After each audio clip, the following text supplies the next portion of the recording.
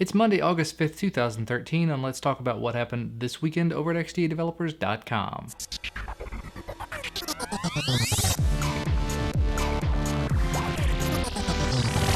First up, it's been about a week and a half since Android 4.3 released, and as expected, the Google Play editions of the Samsung Galaxy S4 and the HTC One have now received their over-the-air updates to Android 4.3. Now, while this was not quite as speedy as you might see for one of the Nexus devices, still really not bad when compared to a lot of other things. And going along with that, the kernel source for both of those devices is now available as well for Android 4.3. So if you want to dig into it and rip it apart and see what's inside and do whatever you want to with it, head on over to the HTC Dev site or to the Samsung Open Source Release Center. Moving right along, next story really caught my attention when I saw it this weekend. If you may or may not know, my history here on YouTube is that I started out as a pure Linux free and open source software discussing person. I still do a lot of that, but that's not really my core focus anymore.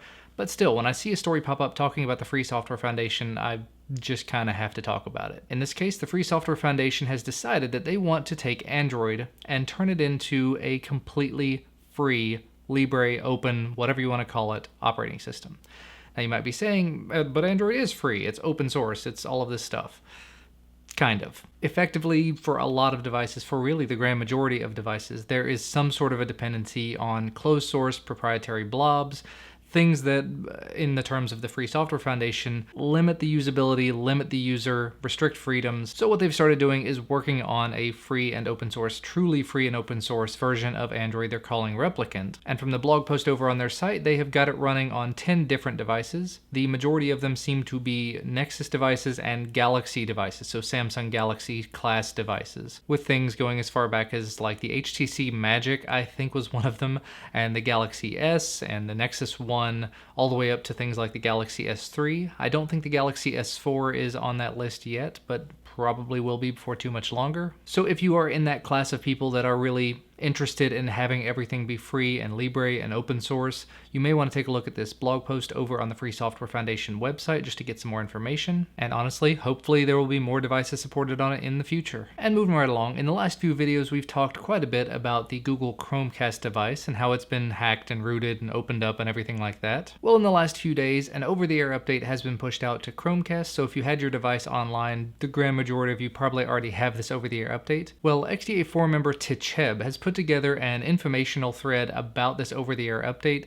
essentially going into some detail about the fact that with this they've blocked the way that it was rooted before. And in this thread he also went so far as to talk about ways that you might be able to prevent receiving this over-the-air update if for some reason you were offline when it got pushed out. Whether or not it's actually going to stop the over-the-air updates and stop them from coming in the future is sort of yet to be seen. And realistically, if you pick up a device and hack into it before it tries to reach out for its over-the-air update, you might be able to stop it from doing it. But one way or another, it is still a very cool device, even if they do lock it down so much that you can't do anything but push content to it. That's all I've used it for myself, and it has still been amazing. But still, if you want to know more information about what they're doing to it and what XDA as sort of a community is doing in response to that, head on over to the forum thread for all the details. And wrapping things up with a little bit of XDA news.